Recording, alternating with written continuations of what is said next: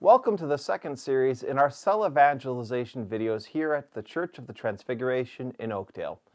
It's a pleasure to be with all of you as we begin a new series, and you might be wondering, where exactly is Father speaking to us as he begins this new video? Well, the answer is from the comfort of the rectory living room. I'm sitting in one of my favorite chairs where I get to sit and read, and occasionally even have a Brittany Spaniel jump up on my lap when I hit the recliner. And the reason why I chose to do this video and the remaining videos in this series in the rectory is because the whole focus of this series is going to be on stewardship and how stewardship helps us create a bond with one another.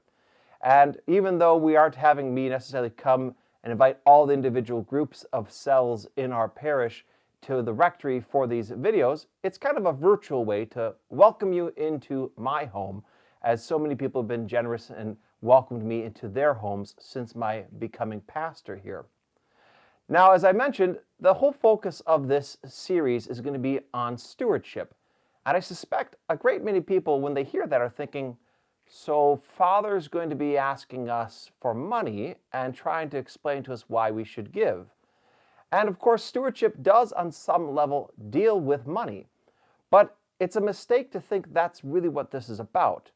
Not because the church doesn't require us to make financial contributions, and not because I or any other clergy should be ashamed to occasionally make note of that, but because focusing on just that aspect of stewardship really doesn't do justice to what this is about.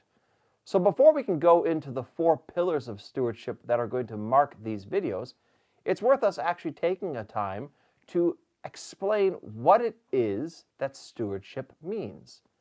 And so as we begin this particular video, I want to actually help us develop a vision and understanding of stewardship the way the church sees it. The scriptures are full of all kinds of different stories about stewardship, about the importance of people caring for God's creation, of caring for one another, and using God's gifts wisely. There's the parable of the 10 talents, and how it is that the different figures use the gifts that have been given to them by their master. That helps us maybe understand some of what the church is getting at. The key thing we want to think about with stewardship is the fact that it challenges us in what we would call an ownership society. In the United States today, we put a high premium on the idea of ownership.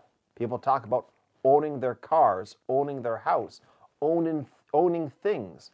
We value owning in this culture.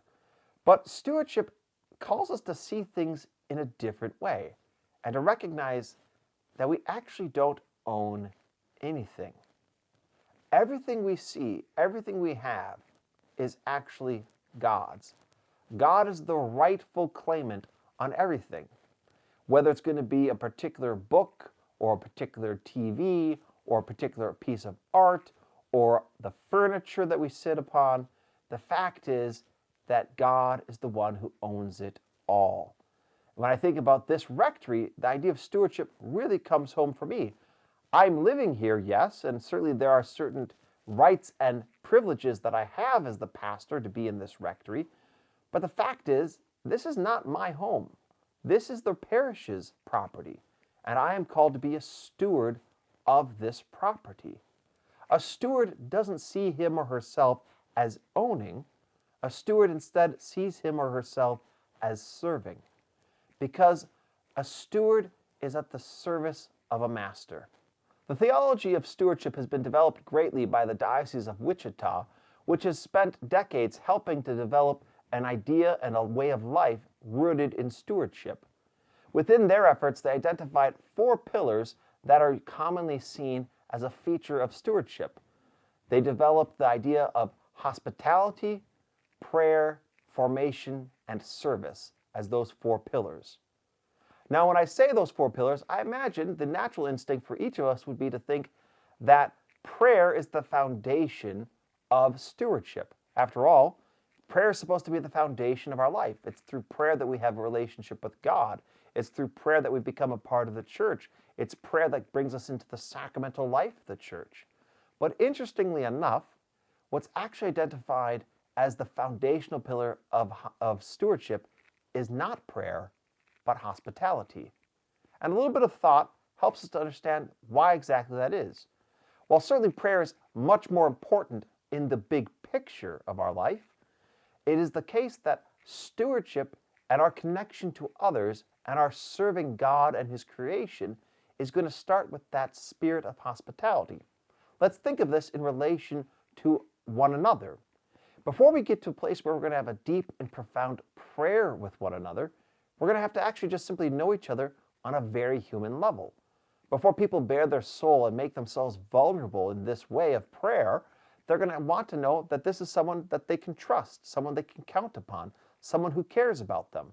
And hospitality is what enables us to convey that message. It's getting at the old saying that says, make a friend, be a friend, bring a friend to Christ. If we really want to help draw others into the ministry of our parish, if we want to help people experience the beauty of our faith, we're going to have to show them that we actually know and understand something about them, that we actually have an ability to relate to them, and that our faith can speak to their needs, and that's exactly what hospitality allows for. Hospitality should not be thought of here as a kind of PR strategy, a way to just get people to sit down and enjoy the show. Rather, hospitality is a way in which we affirm the innate human dignity that is in every single person. Hospitality is a natural outflow from our belief that every person is made in the image of Christ.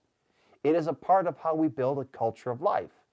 Being pro-life is more than simply saying we're against abortion or euthanasia.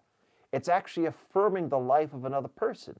And hospitality is exactly that. It's affirming the man, the woman, the child that is in front of us. And our reaching out to one another with that spirit of hospitality is what gives us the strength to carry on the mission of the church. The spirit of hospitality marks the whole history of the church, and there's one particular religious order within the church that has been a stalwart example of hospitality for centuries, the Benedictines. Within the rule of St. Benedict, it reads, "Let every guest who comes here be received as Christ Himself." That is, I think, the most perfect encapsulation of what hospitality means. It is the greeting of Christ. And by having hospitality, we are showing that we are ready to receive Christ however He presents Himself to us.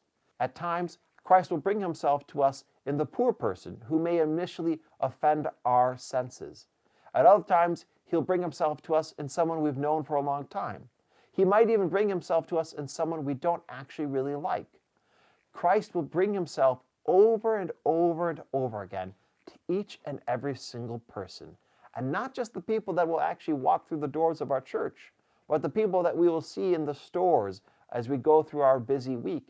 He'll bring us to Him in the people that we meet at work, at school. Whatever we do, we will meet Christ in the people that He has placed before us. And through hospitality, we will be able to recognize and welcome Him and come to live and enjoy the beauty of His kingdom.